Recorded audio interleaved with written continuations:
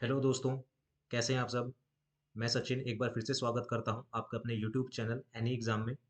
Guys, आज की इस वीडियो में हम आर्मी अग्निवीर जीडी के लिए प्रीवियस ईयर पेपर को अटेम्प्ट करेंगे, जो कि है 25 फरवरी 2021 का। 25 फरवरी 2021 को जो आर्मी जीडी का प्रीवियस ईयर पेपर है उसके क्वेश्चंस को हम अटेम्प्ट करेंगे। ये प्रीवियस ईयर पेपर रहेगा, तो वीडियो को एंड तक ज़रूर देखिएगा। और अगर वीडियो पसंद आए तो इसे प्लीज़ लाइक कीजिएगा, शेयर कीजिएगा और हमें सपोर्ट करने के लिए आप चैनल को सब्सक्राइब जरूर कर दीजिएगा, इसी तरह की और प्रीवियस ईयर पेपर्स की प्रैक्टिस के लिए। तो हम आपको सारे के सारे प्रीवियस ईयर पेपर करवाते जाएंगे डे बाय डे, ठीक है ना। बारी बारी करके आपको सभी अग्निवीर के जितने भी प्रीवियस ईयर पेपर है सबकी हम आपसे प्रिपरेशन करवा देंगे। 50 क्वेश्चंस रहेंगे, 50 में से कितने आंसर आपके सही जाते हैं वो आप हमें वीडियो में कमेंट करके बताएंगे। तो ज़्यादा टाइम वेस्ट ना करते हुए शुरू करते हैं, देखते हैं आज का पहला क्वेश्चन क्या है। तो फर्स्ट क्वेश्चन में हमें बोला है, देखिए जैसा कि आपको स्क्रीन पर दिखाई दे रहा है कि 50 क्वेश्चंस आपके पास रहेंगे, ठीक है ना। यहाँ पर आपको स्क्रीन पर दिखाई दे रहा है कि 50 क्वेश्चंस आपके पास यहाँ पर रहेंगे, ये 50 क्वेश्चंस है। और पहला क्वेश्चन हमारे पास जीके से स्टार्ट होगा। तो जीके का पहला क्वेश्चन हमें कहता है कि मार्क्सवाद का मुख्य समर्थक किसे माना जाता है। तो मार्क्सवाद का सबसे मुख्य समर्थक किसे माना जाता है, वो माना जाता है कार्ल मार्क्स को। ऑप्शन नंबर थर्ड इसका करेक्ट हो जाएगा। तो मार्क्सवाद का जो मुख्य समर्थक है वो कार्ल मार्क्स को माना जाता है। आगे बात करते हैं, क्वेश्चन नंबर 2 पे आते हैं। कहता है कि प्रसिद्ध कामाख्या देवी मंदिर किस राज्य में स्थित है। तो प्रसिद्ध कामाख्या देवी जो मंदिर है वो कौन से राज्य में स्थित है, इसका सही आंसर हो जाएगा ऑप्शन नंबर 4, यानी कि असम राज्य में वो स्थित है। प्रसिद्ध कामाख्या देवी मंदिर असम राज्य में स्थित है। तीसरे क्वेश्चन पे आते हैं। कह रहा है कि सर्वोच्च सैनिक वीरता पुरस्कार पदक या फिर पदक कौन सा है। सर्वोच्च सैनिक वीरता पुरस्कार यानी कि हाईएस्ट मिलिट्री गैलेंट्री अवार्ड, ठीक है ना, वो कौन सा है। तो इसका सही आंसर हो जाएगा ऑप्शन नंबर 2, परमवीर चक्र। परमवीर चक्र जो है वो हाईएस्ट यानी कि सर्वोच्च सैनिक वीरता पुरस्कार है, कौन सा, परमवीर चक्र। नेक्स्ट क्वेश्चन पे आते हैं। कहता है कि भारतीय विज्ञान संस्थान कहाँ स्थित है। भारतीय विज्ञान संस्थान यानी कि where is the Indian Institute of Science located.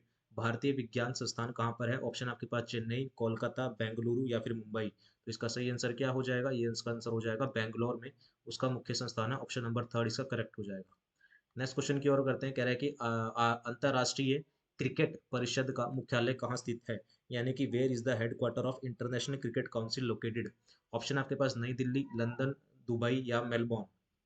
तो इसका सही आंसर क्या होगा, अंतर्राष्ट्रीय क्रिकेट परिषद का जो मुख्यालय है वो दुबई में है। ऑप्शन नंबर थर्ड इसका करेक्ट हो जाएगा। ठीक है। बात करते हैं अगले क्वेश्चन की। कहता है कि रामायण ग्रंथ किसने लिखी थी। रामायण जो ग्रंथ है वो किसने लिखा था। ऑप्शन आपके पास सूरदास, कालिदास, वेदव्यास या वाल्मीकि जी ने ये लिखी थी। तो इसका सही आंसर क्या हो जाएगा, ऑप्शन नंबर 4 हो जाएगा। तो रामायण किसने लिखी थी, वाल्मीकि जी ने लिखी थी। ऑप्शन नंबर 4 इसका करेक्ट हो जाएगा। आगे बात करते हैं, हिमाचल प्रदेश की राजधानी क्या है। हिमाचल प्रदेश की राजधानी क्या है। ऑप्शन आपके पास मंडी, सोलन, शिमला या कुल्लू। तो हिमाचल प्रदेश की राजधानी सबको पता है, ऑप्शन नंबर थर्ड यानी कि शिमला है हिमाचल प्रदेश की राजधानी। आगे बात करते हैं। कहते हैं कि पानीपत की तीसरी लड़ाई में मराठा किसके द्वारा पराजित हुए। तो पानीपत की जो तीसरी लड़ाई थी वो मराठा और किसके बीच हुई थी। मराठा जो थे किसके द्वारा पराजित किए गए थे, औरंगजेब, अहमद शाह अब्दाली, जहांगीर या शेर शाह। तो इसका सही आंसर क्या हो जाएगा, अहमद शाह अब्दाली। तो मराठाओं किसके द्वारा पराजित हुए, अहमद शाह अब्दाली के द्वारा ये पराजित हुए थे। और तीसरी बैटल जो थी पानीपत की वो कब हुई थी, वो हुई थी 14 जनवरी, वो हुई थी 14 जनवरी 1761 में। तीसरा युद्ध हुआ था पानीपत का मराठा और अहमद शाह अब्दाली के बीच। आगे बात करते हैं, नेक्स्ट क्वेश्चन पे आते हैं। 9वें क्वेश्चन पे कहता है कि स्वराज मेरा जन्मसिद्ध अधिकार है किसने कहा था। तो ये कहा था किसने। ऑप्शन आपके पास भगत सिंह ने, दादा भाई नौरोजी ने, बाल गंगाधर तिलक या नेताजी सुभाष चंद्र बोस। तो ये कहा था किसने, बाल गंगाधर तिलक जी ने बोला था स्वराज मेरा जन्मसिद्ध अधिकार है। ये किसने बोला था, बाल गंगाधर तिलक जी ने बोला था। ऑप्शन नंबर थर्ड इसका करेक्ट हो जाएगा। आगे बात करते हैं, पवित्र ग्रंथ गीता किसके द्वारा लिखा गया है। गीत किसने लिखी है गीता, जैसे रामायण लिखी है किसने, वाल्मीकि जी ने लिखी थी। इसी तरह से पवित्र ग्रंथ जो गीता है वो किसने लिखी है, कालिदास, वेद व्यास, वाल्मीकि या फिर कृष्ण। तो किसने लिखी है, ये वेद व्यास जी ने लिखी है। ऑप्शन नंबर सेकंड इसका करेक्ट हो जाएगा। आगे बात करते हैं, 11th क्वेश्चन पे आते हैं। कहता है कि भारत, पाकिस्तान और श्रीलंका के अलावा वह कौन सा एशिया देश है जहाँ की मुद्रा रुपया है। तो भारत के अलावा, पाकिस्तान और श्रीलंका के अलावा कौन सा देश है जहाँ की मुद्रा क्या है, रुपया है। तो ऑप्शन आपके पास भूटान, म्यांमार, इंडोनेशिया या नेपाल। तो इसका सही आंसर क्या हो जाएगा, नेपाल हो जाएगा। यानी कि भारत से लगते जो देश हैं उनकी जो कैपिटल है वो क्या है, नेपाल है। ऑप्शन नंबर 4 इसका करेक्ट हो जाएगा। बढ़ते हैं नेक्स्ट क्वेश्चन की ओर। कह रहा है कि प्रसिद्ध गीत सारे जहां से अस्सा की रचना किसने की थी।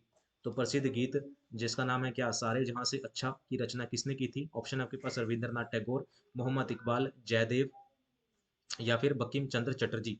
तो प्रसिद्ध गीत कौन सा, सारे जहां से अच्छा, किसने लिखा था ये? तो इसका सही आंसर क्या हो जाएगा? मोहम्मद इकबाल ने लिखा था। ऑप्शन नंबर सेकंड इसका सही हो जाएगा। मोहम्मद इकबाल ने लिखा था सारे जहां से अच्छा।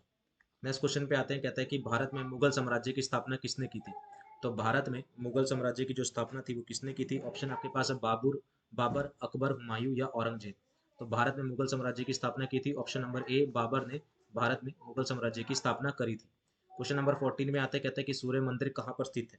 तो सूर्य मंदिर चेन्नई, मदुरई, कोणार्क या गोवा, इसमें से कौन सी जगह पर सूर्य देव मंदिर है, सूर्य मंदिर है? तो इसका सही आंसर क्या हो जाएगा? Option number third, Konark. यानी कि कोणार्क में क्या है, सूर्यदेव मंदिर जो है स्थित है। और कोणार्क कहाँ पर पड़ता है? कोणार्क पड़ता है आपका उड़ीसा में।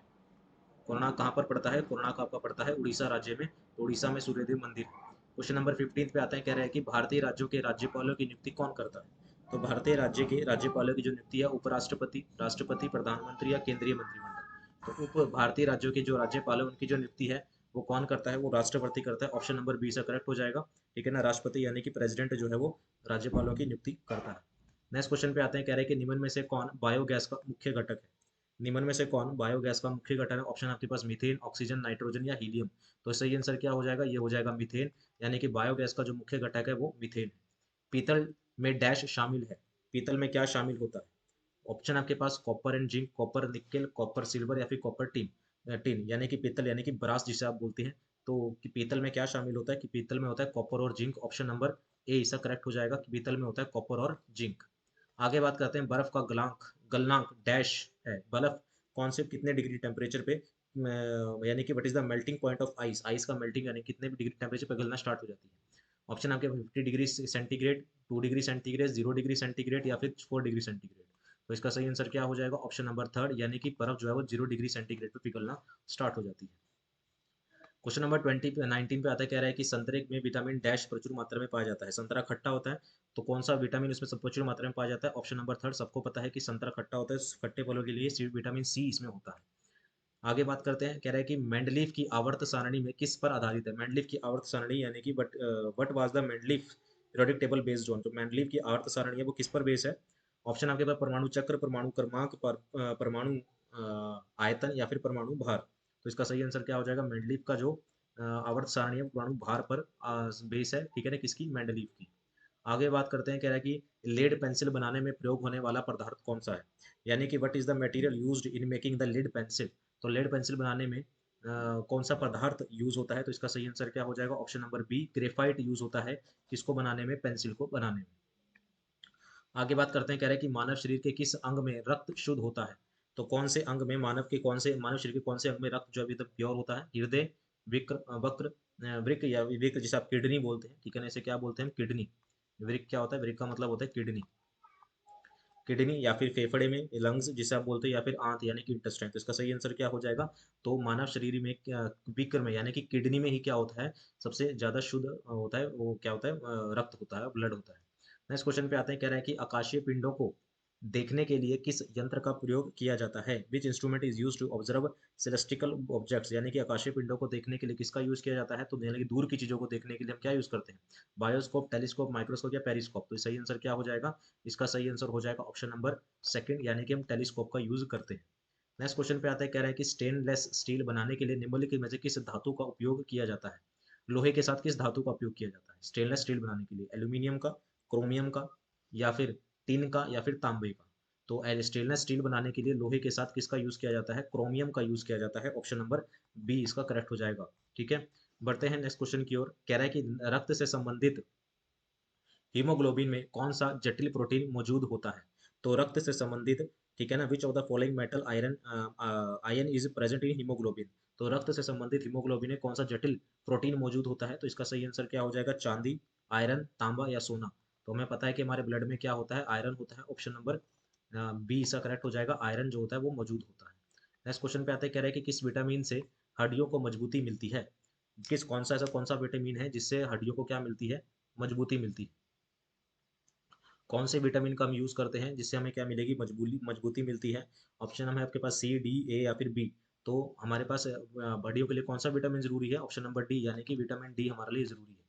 नेक्स्ट बात करते हैं, कह रहा है कि हास्य गैस का रासायनिक सूत्र है, जो हास्य गैस यानी कि जो लाफिंग गैस होती है, उसका रासायनिक सूत्र क्या है? उसका केमिकल फॉर्मूला क्या है? N2O2, NO2 या N2O या फिर NO? तो इसका सही आंसर हो जाएगा ऑप्शन नंबर थर्ड, यानी कि N2O क्या है उसका रासायनिक सूत्र है, ठीक है ना, जिसे हम क्या बोलते हैं? नाइट्रस ऑक्साइड भी बोलते हैं, नाइट्रस ऑक्साइड भी इसे बोला जाता है, ठीक है। नेक्स्ट क्वेश्चन पे आते हैं, कह रहे हैं कि निम्न में से कौन सी गैस उत्कृष्ट गैस नहीं है? निम्न में से कौन सी गैस जो है वो एक उत्कृष्ट यानी कि एक नोबल गैस नहीं है? हीलियम, ऑक्सीजन, आर्गन या फिर नियोन? तो इनमें से कौन सी गैस एक उत्कृष्ट गैस नहीं है? वो है ऑक्सीजन, ऑप्शन नंबर बी से करेक्ट हो जाएगा, ठीक है। आगे बढ़ते हैं, कहता है कि बीसीजी टीके का उपयोग डैश की रोकथाम के लिए किया जाता है। तो बीसीजी का जो टीका है वो किसकी रोकथाम के लिए? बीसीजी की जो फुल फॉर्म होती है वो होता है पेकाइल क्लेमेट ग्विरिन। तो बीसीजी का जो टीका है वो किसकी रोकथाम के लिए किया जाता है? तपेदिक, डेंगू, टाइफाइड या फिर प्लेग? तो इसका सही आंसर क्या हो जाएगा? तपेदिक, जिसे आप क्या बोलते हो? टीबी, ठीक है ना। तपेदिक रोग की रोकथाम के लिए, ट्यूबरकुलोसिस जिसे आप बोलते हो, ठीक है ना, उसकी रोकथाम के लिए क्या किया था? बीसीजी के टीका प्रयोग किया था। और जो टीबी होता है ये कहाँ पर अटैक करता है? ये हमारे लंग्स पर अटैक करता है। कहाँ पर? हमारी लंग्स पर जो है वो बीसीजी जो है वो टीबी जो है वो अटैक करता है, और इसकी रोकथाम के लिए बीसीजी का जो टीका है वो लगाया जाता है। नेक्स्ट क्वेश्चन पे आते हैं, कहता है कि निम्न में से सबसे भारी किरण कौन सी है? सबसे भारी यानी कि which of the following is the heaviest रे? ऑप्शन आपके पास बीटा रे, गामा रे या एक्सरे या अल्फा किरण? तो सबसे भारी जो किरण होती है वो कौन सी होती है? अल्फा किरण होती है, ऑप्शन नंबर फोर इसका करेक्ट हो जाएगा। सबसे भारी यानी कि हैवीएस्ट जो होती है वो अल्फा किरण होती है। अब ये थे हमारे पास जीके के क्वेश्चन, 30 क्वेश्चन से थे, ठीक है ना। 30 में से आपके कितने क्वेश्चन सही गए हैं जीके के अंदर? 30 में से वो आप हमें कमेंट करके बताएंगे, 30 में से आपके कितने क्वेश्चन जो हैं वो सही गए हैं, ठीक है ना। 30 क्वेश्चन जीके के थे। अब हम बढ़ते हैं हमारे नेक्स्ट क्वेश्चन यानी कि मैथ की तरफ, ठीक है ना। मैथ में आपके कितने क्वेश्चन सही जाएंगे ये आप हमें कमेंट में करके बताएंगे। और हम सारे के सारे क्वेश्चन जो है वो शॉर्टकट से करवाएंगे आपको, ठीक है ना। जितने भी मैथ के क्वेश्चन होंगे वो सब हम आपको शॉर्टकट में बताएंगे, जल्दी से जल्दी आप कैसे सॉल्व कर सकते हैं ये हम आपको बताएंगे। और सभी के सभी क्वेश्चन बहुत इंपॉर्टेंट रहने वाले हैं, तो सभी को वीडियो के अंत तक आपने जरूर देखना है और अपने आप भी सॉल्व करना है। और वीडियो पसंद आए तो लाइक करना है, शेयर करना है और सब्सक्राइब जरूर करना है चैनल को, इसी तरह के और प्रीवियस पेपर की प्रैक्टिस के लिए, ठीक है। तो पहले बढ़ते हैं फर्स्ट क्वेश्चन की ओर। प्रीवियस हम शॉर्टकट में सभी क्वेश्चन आपको बताने वाले हैं। कह रहा है कि एक गांव में पुरुषों और महिलाओं का अनुपात कितना है? 5:3 है। या यदि गांव में 800 पुरुष है तो महिलाओं की संख्या में बतानी है। तो मैन और वुमेन की हमें रेशो दे रखी है, हम यहाँ लिख लेते हैं कितना है? 5:3 है। और 5:3 है मतलब अगर हम रेशो हटाएंगे तो 5x और 3x हो जाएगा, ठीक है ना, 3x हो जाएगा। कह रहा है कि गांव में 800 पुरुष हैं, तो यहाँ अगर हम पुरुष देखें तो पुरुष कितने हैं? यहाँ पर 5x हैं। तो हम कह सकते हैं कि 5x की वैल्यू कितनी है? 800 है। x की वैल्यू कितनी हो जाएगी? 160 हो जाएगी। 800/5 कर देंगे, 800/5 हो जाएगा तो 160 हो जाएगा। तो महिलाओं की संख्या बतानी है, मतलब 3x की हमें क्या बतानी है? वैल्यू बतानी है। तो हम क्या करेंगे? 3x की वैल्यू बताएंगे, तो 160 को 3 से गुणा कर देंगे, कितना आ जाएगा? 480 आ जाएगा। तो यानी कि गांव में जो महिलाओं की संख्या है वो कितनी है? 480 है। ऑप्शन नंबर 4 इसका करेक्ट हो जाएगा, ठीक है। सभी के सभी क्वेश्चंस बहुत इंपॉर्टेंट हैं और बार बार पेपर में पूछे जाने वाले क्वेश्चंस आएंगे, तो वीडियो को अंत तक आपने जरूर देखना और सभी क्वेश्चंस को अपने आप अटेम्प्ट करना है। आगे बात करते हैं, कह रहा है कि एक गोले की त्रिज्या, गोला मतलब होता है आपके पास स्फीयर, ऐसे करके एक गोले की जो त्रिज्या है वो कितनी है? 7 सेंटीमीटर है। और संपूर्ण पृष्ठीय क्षेत्रफल उसका निकालना है, यानी कि टोटल सरफेस एरिया, संपूर्ण पृष्ठीय क्षेत्रफल। और एक गोले का जो संपूर्ण पृष्ठीय क्षेत्रफल होता है वो होता है 3πr²। एक गोले का जो संपूर्ण पृष्ठीय क्षेत्रफल होता है वो कितना होता है? सॉरी, 4πr² होता है, माफ कीजिएगा। एक गोले का जो संपूर्ण पृष्ठीय क्षेत्रफल होता है वो होता है 4πr²। तो 4 की वैल्यू हमें 4 है, पाई की वैल्यू हमें पता है 22/7 होता है, त्रिज्या की वैल्यू हमें पता है कितनी है? 7 है। तो 7 × 7 लिख देंगे, स्क्वायर है तो 7 से 7 कैंसिल हो गया। यहाँ आपके पास बचेगा 4 × 22 × 7, और 4 × 22 × 7 आपके पास हो जाएगा 616, 616 centimetre square. Option number D इसका करेक्ट हो जाएगा, ठीक है ना। तो एक गोले का जो संपूर्ण पृष्ठीय क्षेत्रफल होता है वो 4πr² होता है। आर की वैल्यू हमने यहाँ पुट कर दी, तो इसका सही आंसर क्या हो जाएगा? 616 हो जाएगा। आगे बात करते हैं, कह रहा है कि किन्हीं दो संख्याओं का योगफल जो है वो 25 है और उनका अंतर 13 है, तो दो संख्याएं ज्ञात कीजिए। बहुत इजी क्वेश्चन है और पेपर में बार बार पूछे जाने वाला क्वेश्चन है। डायरेक्ट हम इसको सॉल्व करेंगे, शॉर्टकट में मैं इसको बताने वाला हूँ कैसे करना है। तो शॉर्टकट में हम बाय ऑप्शन देख लेंगे। तो दो संख्याओं का योगफल कितना होना चाहिए? 25 होना चाहिए। तो अगर मैं पहला ऑप्शन देखता हूँ, इनका योग भी 25 है, इसका देखता हूँ तो इनका योग भी 25 है, इसका देखते हैं तो इनका योग भी 25 है और इनका योग भी 25 है। कह रहा है कि दोनों संख्याओं का अंतर कितना होना चाहिए? 13। तो 12 और 13 का अंतर 1 होता है, 21 और 4 का अंतर 17 होता है, ये नहीं हो सकता। 14 और 11 का अंतर 3 होता है, ये नहीं हो सकता। क्या बचा? 19 और 16, और 19 और 16 का अंतर कितना होता है? 13 होता है। तो ऑप्शन नंबर 4 ही क्या हो जाएगा? इससे करेक्ट हो जाएगा। कोई नंबर मानने की जरूरत नहीं है, सीधा शॉर्टकट में हमने करा, ऑप्शन नंबर 4 आपका करेक्ट हो जाएगा। तो इस तरह से हम आपको सभी के सभी जितने भी पेपर आपको करवाने वाले हैं आगे आर्मी जीडी के लिए, वो सारे के सारे क्वेश्चन हम आपको शॉर्टकट में ही करवाने वाले हैं। तो प्लीज़ वीडियो को देखना है, सपोर्ट करना है हमें इसी तरह की और वीडियोज़ के लिए। बढ़ते हैं नेक्स्ट क्वेश्चन की ओर। कहता है कि 18, 10, 15, 16 और 20 का लघुत्तम समावर्तक आपको बताना है क्या होगा। किसका? 8 का, 10 का, 15 का, 16 का और 20 का लघुत्तम समावर्तक आपको बताना है क्या होगा। तो सीधी सी बात है, हम फैक्टराइजेशन कर लेते हैं। कितना? 8 का, 10 का, 15 का, 16 का और 20 का लघुत्तम समावर्तक। तो अगर हम इसे देखें तो जैसे हम जिस पे कटता है हम उस पे काट देंगे, जो नंबर हमें दिखाई देता है हम उस पे काट देंगे। ठीक है ना, हम 4 दिख रहा है तो हम 4 पे काट देते हैं। 4 दूनी 8, 10, 15, 4 चौके 16 हो जाएगा, 4 पंजे 20 हो जाएगा। अब हमें 2 पे दिख रहा है तो हम 2 पे काट देते हैं। 2 एकम में 2, 2 पंजे 10, ठीक है ना, और 15 एज इट इज रहेगा। 2 दूनी 4 और ये 5, फिर हम 5 पे काट 2 पे वापस से काट देते हैं 1, फिर ये 5 पे कट जाएगा, 15 एज इट इज रहेगा। 2 एकम में 2, फिर 5 आ जाएगा। फिर हम किस पे काटेंगे? 5 पे काट देते हैं। 1, 5 एकम में 5, 5 दिए 15, 1, 5 एकम में 5, फिर हम किस पे काट देंगे? 3 पे, और नीचे कितना आ जाएगा? 1, 1, 1 आ जाएगा। तो हमने यहाँ इन सभी नंबरों को मल्टीप्लाई कर देंगे, यानी कि 4 गुणा में 2 गुणा में 2 गुणा में 5 गुणा में 3। तो इसको मल्टीप्लाई करते हैं। 4 दूनी 8, 8 दूनी 16, 16 पंच 80, 80 इंटू में 3 कितना हो जाएगा? 240 हो जाएगा। तो ये आ जाएगा इसका लघुत्तम समावर्तक। सिंपल सी चीज थी। ऑप्शन नंबर 4 इसका करेक्ट हो जाएगा। तो कितना आ जाएगा इसका आंसर? दो, ऑप्शन नंबर 4 यानी कि 240 इसका लघुत्तम समावर्तक आ जाएगा। आप इस तरह से लघुत्तम समावर्तक निकाल सकते हैं। ठीक है, ये एक तरीका और होता है लघुत्तम समावर्तक निकालने का। ठीक है ना, वो हम आपको आगे आने वाली वीडियो में बताएंगे आराम से। ठीक है, आगे बात करते हैं। कहता है कि आगे कहता है कि राम एक कार्य को 10 दिन में पूरा कर सकता है। राम एक कार्य को 10 दिन में पूरा कर सकता है, मोहन उसी कार्य को 15 दिन में कर सकता है। दोनों मिलकर उसी कार्य को कितने दिन में करेंगे? तो इंपॉर्टेंट क्वेश्चन है और पेपर में बार बार पूछे जाने वाला क्वेश्चन है। तो सीधा मैं आपको शॉर्टकट बताता हूँ कैसे आपने इसे करना है। सीधा शॉर्टकट बताएंगे। तो कैसे आपने इसको करना है? आपने जितने भी ये 2% के दिन दे रखे हैं, इन दिन को मैं मल्टीप्लाई कर दूंगा। कह रहा है कि राम कितने दिन में कर सकता है? 10 दिन में। और मोहन कितने दिन में कर सकता है? 15 दिन में। तो हमने 10 गुणा में 15 करके लिख लिया। और नीचे हम क्या करेंगे? 10 जमा में 15 करके लिख लेंगे। ऊपर 10 गुणा में 15 करके लिखना है, नीचे 10 गुणा में 15 करके 10 जमा 15 करके लिखना है। तो 10 गुणा में 15 ऊपर रहेगा और 10 और 15 कितना हुआ? 25 नीचे रहेगा। 5 तिये 15 होता है, पंजू पंजू 25 होता है, 5 दूनी 10 और 3 दूनी कितना हो जाएगा? 6। तो ऑप्शन नंबर बी इसका करेक्ट हो जाएगा। सीधा आपको शॉर्टकट लगाना है, कोई सॉल्व नहीं करना, कुछ लघुत्तम समावर्तक नहीं लेना। आपने कह रहा है कि राम किसी कार्य को 10 दिन में करता है, मोहन उसी कार्य को 15 दिन में कर सकता है। तो आपने जो ऊपर करके लिखा, ऊपर क्या लिखना है? 10 गुणा में 15 करना है और नीचे 10 जमा में 15 करके लिख देना है। ठीक है, इसे हमने करके लिखा, 10 जमा में 15 करके लिखा और हमने क्या करा? ऊपर वाले नंबर को मल्टीप्लाई कर दिया। 10 गुणा में 15, नीचे कितना हो? 25, कटिंग करी तो 6 इसका दिन आ जाएगा। यानी दोनों मिलकर अगर काम करेंगे तो काम 6 दिन में क्या हो जाएगा? कंप्लीट हो जाएगा। ऑप्शन नंबर बी करेक्ट हो जाएगा। ठीक है, बढ़ते हैं नेक्स्ट क्वेश्चन की ओर। कह रहा है कि 10%, 20% और 30% के क्रमागत छूट निम्नलिखित में से किससे एकल छूट है? ठीक है ना, मतलब आपको सिंगल डिस्काउंट में इसको कन्वर्ट करना है। बहुत आसान इंपॉर्टेंट क्वेश्चन, पेपर में बार बार पूछे जाने वाला क्वेश्चन। शॉर्टकट में करवाएंगे कैसे इसको करना है। हम सीधा इसको क्या करेंगे? फॉर्मूला फॉर्मूला नहीं, हम इसको रेशो मेथड से करेंगे। तो अगर मैं 10% की बात करता हूँ तो 10% कितना होता है? 1/10, यानी कि 10 पे 1 की छूट है। 10% लिखा हुआ है, 10% को हम लिखेंगे 10, 1/10 होता है। 10 पे 1 की छूट, यानी कि 10 पे अगर मैं 1 की छूट दे रहा हूँ तो कितने में बिकेगा? 9 में बिकेगा। फिर आता है हमारे पास 20%। 20% कितना होता है? 1/5, यानी कि 5 पे 1 की छूट। तो 5 की चीज़ कितने में बिकेगी? 4 में बिकेगी। फिर आता है हमारे पास 30%।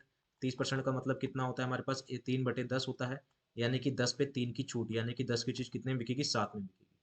ठीक है ना, 30% पता है ना क्या होता है? 30% क्या होता है? 30/100 और कटिंग कर देंगे तो 3/10 आ जाएगा, और 3/10 यानी कि 10 की चीज़ 7 में बिकेगी। ठीक है ना, कुछ आपको मल्टीप्लाई करना है तो सिंपल मल्टीप्लाई कर देंगे। तो इसको सबको मल्टीप्लाई करेंगे तो यहाँ आएगा 500, और यहाँ अगर हम मल्टीप्लाई करते हैं 9 चौके 36, और या फिर मैं कहूँ 9 चौके 36, 36 इंटू में 7 करेंगे तो 210 जमा में 42, 252 हो जाएगा। कितना हो जाएगा ये? 252 हो जाएगा। ठीक है, अब कहते हैं, कह रहे कि 500 की चीज कितने बिकी है? 252 में बिकी है। 500 की चीज कितने में बिकी है? 252 में यहाँ पर बिकी है। तो कितने की छूट दी गई है? तो हम क्या करेंगे? 500 में से 252 को घटा देंगे। कितने की छूट बिकेगी? तो यहाँ पर 8 गया, 9 में से 5 के कितने? 4, और यहाँ पर 4, 4 में से 248, कितना बचेगा? 248 यहाँ पर बचेगा। 500 की चीज 252 बिकी है, तो छूट बतानी है तो 248 जो है वो 500 का कितना प्रतिशत है? तो कटिंग कर देंगे, डबल जीरो से डबल जीरो, 5 चौके 20 होता है, 4 48 हो जाएगा, 5 में 45 हो जाएगा। ठीक है ना, 3 बचेगा, 5 के 30, यानी कि 49.6%। ऑप्शन नंबर ए इसका करेक्ट हो जाएगा। ठीक है ना, 49.6% हो जाएगा। ऑप्शन नंबर ए, इतने प्रतिशत की क्या मिली है? छूट मिली है। तो सिंगल डिस्काउंट हमने सिंपल रेशियो मेथड से किया है। 10% होता है 1/10, यानी कि 10 की चीज 9 में बिकी। 20% होता है 1/5, यानी कि 5 की चीज 4 में बिकी। 30% होता है 3/10, यानी कि 10 की चीज 7 में बिकी। इस तरह से हमने मल्टीप्लाई करा ऊपर से नीचे, तो हमें पता लगा 500 की चीज 252 में बिकी है। ठीक है ना। तो 248 500 का कितना प्रतिशत है, सीधा सीधा आपका आंसर आ जाएगा 49.6% इसका आंसर आ जाएगा। उम्मीद है क्वेश्चन आपको समझ आएगा, इंपॉर्टेंट क्वेश्चन है, पेपर में बार बार पूछे जाने वाला क्वेश्चन है। आगे बात करते हैं, फिर से इंपॉर्टेंट क्वेश्चन आया आपके पास, ठीक है ना। कह रहा है कि 12 लड़कियों की औसत आयु कितनी है, 10 वर्ष, 11 लड़कों की औसत आयु है 9, तो 12वें लड़के की औसत आयु आपको ज्ञात करनी है, क्या होगी। तो हम एक फॉर्मूला लगाते हैं, कहता है कि औसत यानी कि एवरेज इनटू में नंबर बराबर होता है किसके, जोड़ के, यानी कि सम के बराबर होता है। कह रहा है कि लड़के कितने हैं 12, औसत कितनी है इनकी 10, तो जोड़ कितना हो जाएगा 120। कह रहा है कि इनमें से 11 लड़के, कितने लड़के 11 लड़के, इनकी औसत कितनी है 9, तो जोड़ कितना हो जाएगा 99। सीधी सी बात है, हमने एवरेज इंटू में नंबर यानी कि औसत गुणा में संख्या बटे में सम रखा, तो 12 सड़कों की संख्या और 10 है, 11 में कितनी है 9, 99।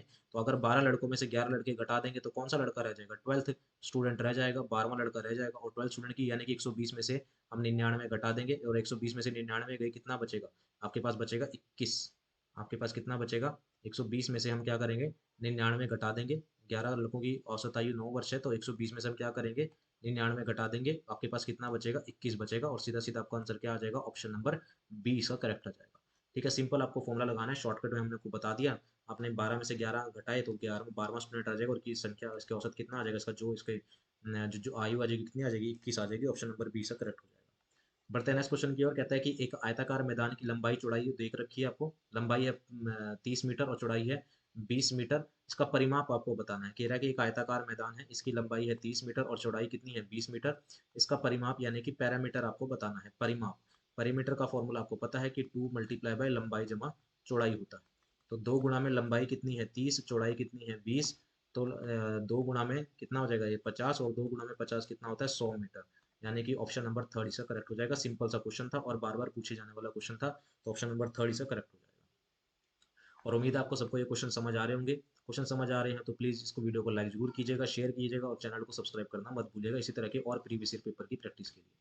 बढ़ते हैं नेक्स्ट क्वेश्चन की ओर। कह रहा है कि 2197 का घनमूल आपको बताना है, यानी कि क्यूब रूट आता बताना है कि इसका 2197 का कैसे निकालते हैं वो हम देख लेते हैं।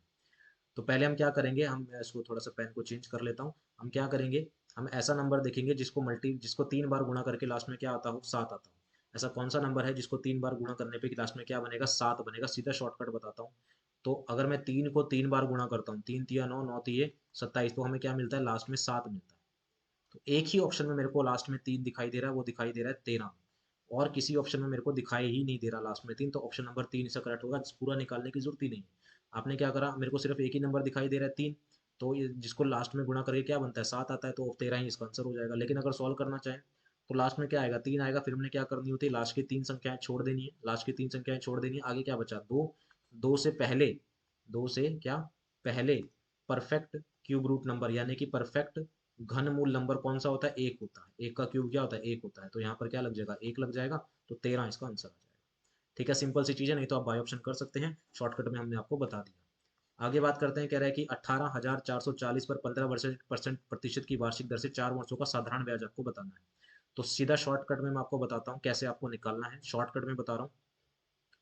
एक साल का जो ब्याज है, एक साल का क्या ब्याज कितना है 15% है। तो आप क्या करो 4 साल का निकालो, 4 साल का कितना होगा 15 गुना में 4 कितना प्रतिशत मिल जाएगा, 15 चौके कितना होता है 60% आ जाएगा। यानी आपको कितना प्रतिशत ब्याज मिलने वाला है 60% ब्याज मिलने वाला है। तो आप क्या करो 18,440 का सीधा सीधा 60% निकाल दो, कितना रहेगा। तो डबल जीरो से ये कैंसिल हो जाएगी। 8 चौके कितना होता है 24, या तो इसको मल्टीप्लाई करोगे तो आपके पास आ जाएगा 11,006, यानी कि 11,064 आ जाएगा। ऑप्शन नंबर डी इसका करेक्ट हो जाएगा। ठीक है ना, 11,064 ब्याज मिल जाएगा आपको, ऑप्शन नंबर डी। पहले एक साल का ब्याज 15% है, तो 4 साल का होगा 60%, तो 18,440 का हमने 60% निकाल दिया, ऑप्शन नंबर डी करेक्ट हो जाएगा। बढ़ते हैं नेक्स्ट क्वेश्चन की ओर। अब आपके पास रीजनिंग के क्वेश्चन स्टार्ट हो रहे हैं। उम्मीद है आपको ये 10 क्वेश्चन जो हमने मैथ के करे हैं समझ आए होंगे, ठीक है ना। इंपॉर्टेंट है ये सभी के सभी क्वेश्चन। वीडियो पसंद आ रही है तो प्लीज लाइक कीजिए, सपोर्ट कीजिए इसी तरह की और वीडियोस के लिए। बढ़ते हैं, दी गई संख्याओं का महत्तम समावर्तक आपको बताना है। ये महत्तम समावर्तक थे, ठीक है ना। महत्तम समय ये भी अभी ये भी मैथ का क्वेश्चन है, महत्तम समावर्तक आपको निकालना है। तो महत्तम समावर्तक कैसे निकालते हैं वो हम देख लेते हैं। कह रहा है कि 12 का, 15 का, 18 का और 21 का महत्तम समावर्तक निकालना है। तो कैसे आपको निकालना है, मैं सीधी सीधी सी आपको ट्रिक बता देता हूँ, सीधा शॉर्टकट बताता हूँ कि कैसे आपको ट्रिक इसके थ्रू आप शॉर्टकट में आप क्या निकाल सकते हैं, महत्तम समावर्तक निकाल सकते हैं। तो आपने क्या करना है, दो सबसे बड़ी संख्याएं ले लो और उनका अंतर कर लो। तो मैंने 18 का और 21 ये दो सबसे बड़ी संख्याएं हैं, इन दोनों का अंतर करा तो कितना आया 3। तो आपका या तो महत्तम समवर्तक 3 होगा या ऐसा कोई गुणनखंड होगा। तो 3 12 को भाग कर देता है 3 15 को भाग कर देता है, 3 पंजे 15 कर देता है, 3 18 को भी कर देता है 3 21 को भी भाग कर देता है 3 सत्ते 21 होता है। तो 3 चारों नंबर को भाग कर देता है, तो 3 ही क्या हो जाएगा, इसका महत्तम समवर्तक हो जाएगा। आपने सिंपल क्या करना है, अंतर करना है। अंतर करके जो भी आएगा या तो वो आंसर होगा या फिर इसका कोई गुणनखंड आंसर होगा। तो 3 एंड 3 जो है वो चारों नंबर को भाग कर देता है, तो 3 क्या हो जाएगा, इसका आंसर हो जाएगा ऑप्शन नंबर थर्ड करेक्ट हो जाएगा। इस तरह से आप शॉर्टकट में हमसे हमारे साथ हमारे चैनल पर जुड़कर शॉर्टकट में जो क्वेश्चन है वो आराम से जान सकते हैं और अपने पेपर को बेहतरीन बना सकते हैं। ठीक है, आगे बात करते हैं, नेक्स्ट क्वेश्चन पे आते हैं। नेक्स्ट क्वेश्चन में कहता है, कह रहा है कि एक कैंटीन में एक सप्ताह के लिए 28 दर्जन केले की आवश्यकता होती है, 37 दिनों के लिए कितने केले की आवश्यकता होगी। तो हम यहाँ करेंगे M1 D1 H1 अपॉन में W1, और यहाँ पर हम M2 D2 इंटू में H2 डिवाइड बाय W2 ये वाला फॉर्मूला लगाएंगे। MDH का फॉर्मूला हम इसे बोलते हैं। कह रहा है कि एक कैंटीन में एक सप्ताह के लिए कितने दर्जन केले की जरूरत है, 28 किलो की जरूरत है। तो 37 दिनों के लिए कितने किलो की जरूरत होगी, नहीं तो हम सीधा यूनिटरी मेथड भी यहाँ पर लगा ही सकते हैं। तो एक सप्ताह में कितने दिन होते हैं, 7 दिन होते हैं। तो 7 दिनों के लिए यानी कि 7 डेज के लिए कितने कितने किलो की जरूरत है, 28 दर्जन की जरूरत है। ठीक है ना, ये दर्जन में है। तो कह रहा है कि 47 दिनों के लिए कितने केलों की जरूरत होगी। और हमें पता है कि एक डजन में कितने होते हैं, 12 होते हैं। तो हमने इसको 12 से मल्टीप्लाई भी कर दिया, क्योंकि एक दिन में कितने, एक डजन में कितने होते हैं, दर्जन दे रखे हैं ना, तो एक डजन में कितने होते हैं, 12 होते हैं। तो हमने इसे क्या करा, 12 से मल्टीप्लाई भी कर दिया। ठीक है, तो एक सप्ताह में 7 दिन, 7 दिन का ये है, तो एक दिन का कितना होगा, 28 मल्टीप्लाई बाय 12 बटे में कितना 7। हमें कितने दिन का चाहिए, हमें 47 दिन का चाहिए। तो मैं 47 से क्या करूंगा, सीधा सीधा मल्टीप्लाई कर दूंगा। तो 28 इंटू में 12 बटे में 7 मल्टीप्लाई बाय कितना 47, 7 चौके 28 होता है। और यानी कि 4 12 चौके कितना हुआ 48, 48 इंटू में हम क्या करेंगे 47 करेंगे। और 48 इंटू 47 करते हैं तो लास्ट में कितना मिलना चाहिए, लास्ट में जो भी नंबर आएगा उसके लास्ट में 6 होना चाहिए। तो ऑप्शन देख लेते हैं। तो दो ऑप्शन में मेरे को मिलता है 196, एक तो यहाँ पर 6 दे रखा है और एक यहाँ पर 6 दे रखा है। 48 को 47 से गुणा करके 196 तो आ ही नहीं सकता, क्योंकि बहुत छोटा नंबर है। क्या बचेगा आपके पास, ऑप्शन नंबर बी बचेगा, यानी कि 2556 किलो की क्या है मेरे को जरूरत है। ठीक है, क्योंकि 48 को 47 से करेंगे तो लास्ट में 6 मिले, पूरा मल्टीप्लाई करने की जरूरत ही नहीं है, सीधा शॉर्टकट जानो। ठीक है ना, माफ कीजिएगा, सीधा शॉर्टकट जानो, पूरा मल्टीप्लाई करने की जरूरत ही नहीं है। हम क्या करेंगे, सीधा शॉर्टकट जाने की, क्योंकि मेरे को पता है लास्ट में मल्टीप्लाई करके 6 आना है। और 48 को 47 से मल्टीप्लाई करके इतना छोटा नंबर तो मिल नहीं सका। तो क्या आएगा, 2500 2256 आ जाएगा, ऑप्शन नंबर बी करेक्ट हो जाएगा। बढ़ते हैं नेक्स्ट क्वेश्चन के लिए। कह रहा है कि नेक्स्ट क्वेश्चन में कहता है कि दिए गए विकल्पों में रिक्त स्थान भरिए। 39 के बाद क्या आता है, 41। 39 दे रखा है, 41 दे रखा है, 43 दे रखा है, 45 दे रखा है, अगला बताना है। ठीक है ना, इसमें अगर हम दो जोड़ेंगे तो 41 होगा, फिर दो जोड़ेंगे 43 होगा, फिर दो जोड़ेंगे 45 होगा, फिर दो जोड़ेंगे तो 47 हो जाएगा। सिंपल सा क्वेश्चन था, तो इसका सही आंसर क्या हो जाएगा, 47 हो जाएगा। बढ़ते हैं नेक्स्ट क्वेश्चन। क्या कह रहा है कि 5 संख्याओं में सबसे बड़ी संख्या ज्ञात कीजिए जो 17 से भाज्य हो जाए। 17 से भाग होने वाली सबसे बड़ी संख्या आपको बतानी है, क्या होगी। तो 17 से भाग होने वाली सबसे बड़ी संख्या कौन सी होगी वो आपको बतानी है। तो इसको करने का एक ही तरीका है। ठीक है, या तो आप ऑप्शन चुन लो, ऑप्शन नहीं चुन सकते तो इसका तरीका मैं आपको बताता हूँ। 5 अंकों की सबसे बड़ी संख्या देख लो कौन सी है, तो 9 9 9 9 होती है 5 अंकों की सबसे बड़ी संख्या। इसको हम 17 से भाग करके देखते हैं। तो यहाँ कर अगर हम भाग करते हैं तो 17 चौक कितना होता है, 17 चौक होता है 68, 17 पंजे कितना होता है 85, 17 छिक्के कितना होता है 17 छिक्के होता है 102। तो बड़ा हो जाएगा, 17 पंजे पे जाएंगे, 17 पंजे कितना 85, कितना बचेगा 14, ऊपर से कितना आ जाएगा 9। फिर 17 अट्ठे अगर हम करते हैं तो 8 8 अट्ठू सत्ते कितना 56, 5 8 के में 8, 8 और 5 13। 17 इंटू में 9 करेंगे तो बड़ा हो जाएगा। ठीक है ना, तो 8 पे जाएगा, ये कितना आ जाएगा 136 आ जाएगा, कितना बचेगा 13 बचेगा। फिर ऊपर से क्या आएगा, एक 9 और आएगा। फिर वापस से 8 पे जाएगा, कितना हो जाएगा 136, कितना बचेगा 3, फिर एक 9 और आएगा। तो 17 दूनी कितना होता है 34, कितना शेषफल बचेगा 5। तो आपने क्या करना है, जो भी शेषफल बचेगा उसमें से जो भी आपके पास नंबर है उसमें से आप शेषफल माइनस कर दोगे। तो 9 9 9 9 कितना आ जाएगा 4, यानी कि 99,994। ऑप्शन नंबर बी इसका करेक्ट हो जाएगा। नहीं तो आप बाय ऑप्शन चेक कर लो, बाय ऑप्शन जो भी आंसर होगा वो आपका, जो भी डिवाइड हो जाएगा पूरा पूरा वो आपका आंसर हो जाएगा। नहीं तो आपको इस तरह से करना है, 5 अंकों की सबसे बड़ी संख्या देखी, इसको 17 से भाग करा, तो जो भी शेषफल बचेगा वो माइनस कर दो, और वो आपके पास क्या दे देगा, डायरेक्ट आंसर दे देगा। ऑप्शन नंबर बी से करेक्ट हो जाएगा, कोई ऑप्शन चेक करने की जरूरत ही नहीं। कह रहा है कि यदि एक समबाहु त्रिभुज है, समबाहु त्रिभुज होती है एक इक्विलेटरल ट्रायंगल जिसकी भुजाएं क्या होती हैं, समान होती हैं। तो ये भी 12 होगी, ये भी 12 होगी, ये भी 12 होगी। एक समबाहु त्रिभुज है, उसका क्षेत्रफल आपको बताना है। और समबाहु त्रिभुज का जो क्षेत्रफल होता है यानी कि जो एरिया होता है उसका फॉर्मूला होता है √3/4 इंटू में साइड यानी कि भुजा का स्क्वायर। तो √3/4 इंटू में भुजा का स्क्वायर मतलब 12 इंटू में 12। तो 4×3 = 12 हो जाएगा और 12×3 कितना हो जाएगा 36, 36√3 इसका आंसर हो जाएगा। ऑप्शन नंबर थर्ड में मेरे को दिखाई दे रहा है, यानी कि 36√3 सेंटीमीटर स्क्वायर इसका यानी कि वर्ग सेंटीमीटर इसका आंसर हो जाएगा। ऑप्शन नंबर 3 करेक्ट हो जाएगा। तो क्षेत्रफल का फॉर्मूला आपको ध्यान रखना है कि √3/4 इंटू साइड स्क्वायर होता है। बढ़ते हैं नेक्स्ट क्वेश्चन की ओर। कहता है कि राम एक जगह से 5 किलोमीटर उत्तर की तरफ चलता है। अब आपके पास रीजनिंग के क्वेश्चन शुरू हो रहे हैं। उम्मीद है आपको ये सभी मैथ के क्वेश्चन समझ आए होंगे। शॉर्टकट में हमने आपको सारे के सारे क्वेश्चंस करवाए हैं, ठीक है ना। अच्छे लगे होंगे क्वेश्चन। इसी तरह की और प्रीवियस ईयर पेपर की अग्निवीर की प्रैक्टिस के लिए है, और ये सभी क्वेश्चन बहुत इंपॉर्टेंट है, पेपर में बार बार पूछे जाने वाले क्वेश्चन है। हम आपको बहुत सारे क्वेश्चन करवाएंगे प्रीवियस ईयर अग्निवीर के। तो वीडियो को अंत तक जरूर देखिएगा और सपोर्ट जरूर कीजिएगा, चैनल को सब्सक्राइब जरूर कीजिएगा। कहता है कि राम एक जगह ए से 5 किलोमीटर उत्तर की तरफ चलता है। यहाँ से चला, ठीक है ना। राम एक जगह से कहाँ की तरफ चलता है, उत्तर की तरफ चलता है। उत्तर मतलब होता है नॉर्थ, यानी कि नॉर्थ की तरफ चलता है 5 किलोमीटर, तो ये हो गया 5। फिर कह रहा है कि फिर बाएं मुड़ता है, ठीक है ना। वो नॉर्थ की तरफ जाके लेफ्ट टर्न लेता है, बाएं मुड़ता है, तो ये 3 किलोमीटर चलेगा, बाएं इधर आ जाएगा। देन दाहिने मुड़ता है, फिर 3 किलोमीटर, थोड़ा सा नीचे बढ़ा देता हूँ, ये मैंने थोड़ा सा ऊपर बना दिया है, जगह नहीं बची, ठीक है ना। 5 किलोमीटर नॉर्थ की तरफ चलेगा, फिर 3 किलोमीटर लेफ्ट चलता है। फिर कहता है कि दाहिने मुड़कर 2 किलोमीटर चलता है, फिर 2 किलोमीटर चलेगा, दाहिने मुड़कर ऊपर की तरफ आ जाएगा। देन फिर दाहिने मुड़कर 3 किलोमीटर चलता है, यहाँ पर बिल्कुल पॉइंट टू पॉइंट आ जाएगा, ये 3 किलोमीटर आ जाएगा, ठीक है ना। फिर चलकर दूसरे स्थान बी पर पहुंचता है, ये आ जाएगा बी स्थान। ये ए था, ये बी था, ठीक है ना। और ए और बी के बीच की दूरी आपको बतानी है, तो 5 तो ये है और 2 ये है, 5 और 2 कितना हुआ, 7 हो गया। टोटल दूरी कितनी होगी, 7 किलोमीटर की होगी। ऑप्शन नंबर बी इसका करेक्ट हो जाएगा, ठीक है ना। तो टोटल दूरी कितनी होगी, 7 किलोमीटर की होगी। आगे आते हैं रीजनिंग के क्वेश्चन में। कहता है कि 64, 32, 16 और 8 के बाद बताना है कितना होगा। आपको सीधी सीधी सी सीरीज दिखी है, अच्छे क्वेश्चन है, ठीक है ना। पेपर में बार बार पूछे जाने वाले क्वेश्चन है, इंपॉर्टेंट क्वेश्चन है सभी के सभी। तो 64 का आधा 32 होता है, 32 का आधा 16 होता है, 16 का आधा 8 होता है, और 8 का आधा अगर हम करेंगे तो कितना आएगा, 4 आ जाएगा। ऑप्शन नंबर बी इसका करेक्ट हो जाएगा।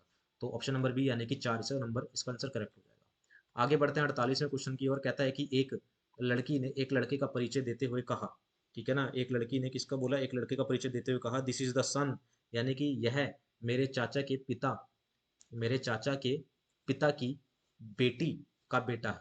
यानी कि लड़की बोल रही है, तो ये लड़की हो गई, ये लड़की होगी। यानी कि ये लड़की के चाचा मतलब इसके पापा के भाई, लड़की के चाचा के पिता, यानी कि चाचा का पिता यानी कि इसके पापा का पिता के की बेटी, लड़की के चाचा, ये चाचा हो गया, ये इसके फादर हो गए, ये चाचा हो गया, चाचा के पिता हो गए, पिता की बेटी मतलब इसके पापा की बहन यानी कि इसकी बुआ का बेटा है, यानी कि ये इसका बेटा हो जाएगा यहाँ पर। तो लड़के का ये लेडीज को हम क्या कहते हैं, हम जो अपना जो गर्ल होती है उसे हम जीरो सर्कल से डिनोट करते हैं, जो जेंट्स होता है उसे हम स्क्वायर से डिनोट करते हैं।